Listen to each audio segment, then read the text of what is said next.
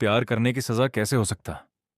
अभी सचिन यही सोच रहा था कि उसका दोस्त जोगी उसके पास आया। क्या बात है, बहुत परेशान नजर आ रहा है।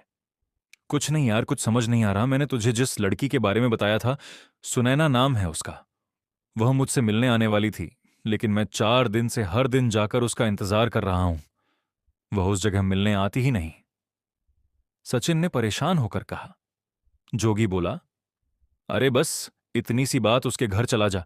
हो सकता है कोई परेशानी हो, या घर वालों को तेरे और उसके बारे में पता लग गया हो। इतना परेशान क्यों हो रहा है? सचिन ने अपनी परेशानी बताते हुए कहा, भाई यही तो परेशानी है। मैं 2 दिन से उसका घर ढूंढ रहा हूं। जिस घर का उसने पता बताया था, वहां पर वह नहीं रहती है। अजीब सी बात यह है कि उस मोहल्ले में उसे कोई नहीं जानता। यह सुनकर जोगी हंसने लगा। अबे तुझे उल्लू बनाकर चली गई, गलत पता दे गई। नहीं नहीं, ऐसा नहीं हो सकता। उसकी आंखों में मैंने प्यार देखा है। वह मुझे कभी धोखा नहीं दे सकती। जरूर कोई ना कोई परेशानी होगी, सचिन ने विश्वास के साथ कहा। दोनों दोस्त बातें करते करते घर की ओर चल दिए। जोगी ने कहा, भाई परेशान मत हो, अब तो रात होने वाली है। कल से फिर उसे ढूंढने की कोशिश करते हैं। सचिन रात को अपने कमरे में सोने की कोशिश कर रहा था, लेकिन नींद उसकी आंखों से बहुत दूर थी। परेशानी में उसने सोचा कि कुछ देर छत पर घूम आता हूं, फ्रेश हवा में मूड ठीक हो जाएगा। वह छत पर गया। चारों ओर गहरा सन्नाटा छाया हुआ था। तभी उसने ऊपर देखा, पानी की टंकी के पास उसे किसी का साया नजर आया। इतनी रात को कौन हो सकता है? यह सोचकर सचिन ध्यान से देखने लगा। अरे लगता है मेरा ही वहम है, कोई नहीं है वहां। सचिन पीछे मुड़ा और ग्रिल के पास जाकर खड़ा हो गया। अब उसके कानों में किसी के रोने की आवाज आ रही थी। कौन है वहां? कौन रो रहा है? घबराहट और गुस्से से सचिन ने चिल्लाकर कहा। फिर वह आवाज आना बंद हो गई। सचिन बेचैन हो चुका था। वह बड़बड़ाने लगा, एक तो मैं वैसे ही परेशान हूं, यहां छत पर आया था, लेकिन यहां भी चैन नहीं है। वह बड़बड़ाता हुआ सीढ़ियों की ओर चल दिया। वहां पहुंचकर वह छत का दरवाजा बंद करने के लिए पलटा। तभी उसने देखा छत पर एक लड़की खड़ी है। वह डर गया। कौन हो तुम और इस वक्त यहां क्या कर रही हो? सचिन की आवाज सुनकर वह लड़की रोने लगी। अरे ये तो सुनैना है, ये इस वक्त यहां कैसे आ गई? सचिन झट से छत पर पहुंच गया। लेकिन ये क्या, सुनैना का चेहरा बहुत भयानक सा लग रहा था। कम रोशनी में वह बहुत भयानक लग रही थी। उसके एक हाथ से खून बह रहा था। यह देखकर सचिन डर गया। उसने नीचे देखा तो उसके पैरों से भी खून बह रहा था। सचिन ने देखा कि छत पर जगह जगह खून बह रहा था। आधी छत उसके खून से भर चुकी थी। यह क्या हुआ तुझे सुनैना? किसने किया यह सब? सचिन बिना कुछ सोचे समझे सुनैना से सवाल पूछ रहा था। सुनैना बस रो रही थी। सचिन उसकी ओर बढ़ा तो उसने कहा, रुक जाओ सचिन, मेरे पास मत आना। मैं तुमसे बहुत प्यार करती थी, लेकिन अब हम कभी नहीं मिल पाएंगे। मैं बस एक बार तुम्हें देखना चाहती थी। सुनैना की आंखों से आंसू बह रहे थे। सचिन ने पूछा, बस एक बार ये सब कैसे हुआ सुनैना? मैं तुमसे बहुत प्यार करता हूं।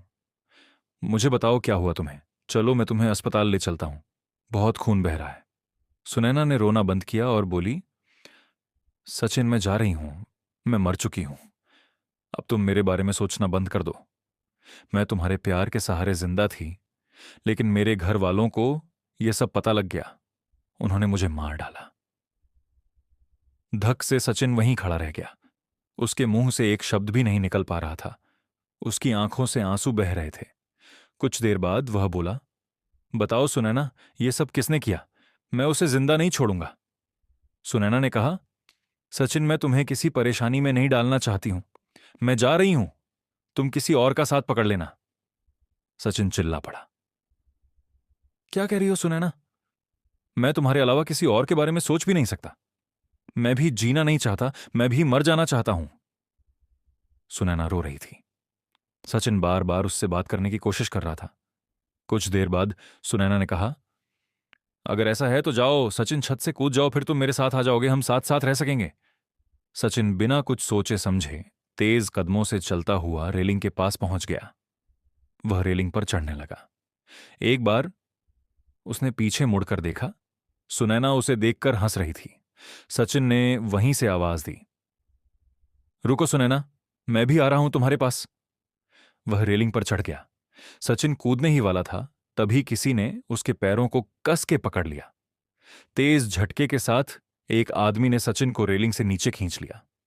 सचिन छत पर गिर गया। सचिन ने गुस्से कहा, अबे कौन है तू?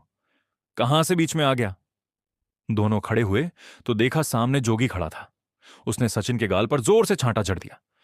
मैं तेरी जान बचाने आया था, नहीं तो तू अभी उस चुड़ैल का शिकार बन चुका होता।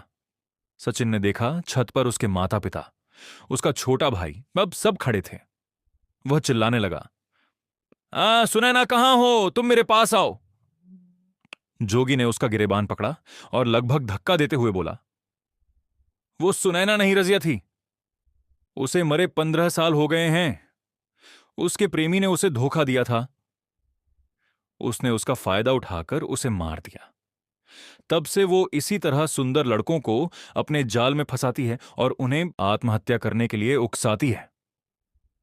नहीं, ये नहीं हो सकता, मेरी सुनैना ऐसा नहीं कर सकती, तुझे कुछ गलत फहमी हुई है। सचिन ने जोगी से अपने आप को छुड़ाते हुए कहा। सचिन के पापा ने बीच में टोकते हुए कहा, सचिन, ये तुम्हारा सच्चा दोस्त है। जिस लड़की के प्यार में तुम पागल हो रहे थे, ये उसका पता लगाने पहुंचा। बहुत खोज करने के बाद उसे यह सब पता लगा। ये ठीक कह रहा है। इतनी रात को ये यही सब बताने ये आया था। ये हमें नीचे सारी बातें बता रहा था। तभी तुम्हारे चिल्लाने की आवाज सुनकर हम छत पर आए तो देखा तुम अकेले बड़बड़ा रहे थे। फिर तुम कूदने चल दिए, तब इसने रोका। सचिन अपना सिर पकड़कर वहीं पास पड़ी एक कुर्सी पर बैठ गया। भाई मुझे माफ कर दे, मैं उसके प्यार में अंधा हो गया था, सचिन ने हाथ जोड़ते हुए कहा। जोगी ने उसे पकड़कर खड़ा किया और गले लगा लिया। चल नीचे, अब वो कभी नहीं आएगी तुझे परेशान करने। सचिन सबके साथ नीचे आने लगा, लेकिन यह क्या, उसके कानों में अब भी सुनैना के रोने की आवाज आ रही थी, जिसे अनदेखा करते हुए वह अपने परिवार के पास लौट गया था।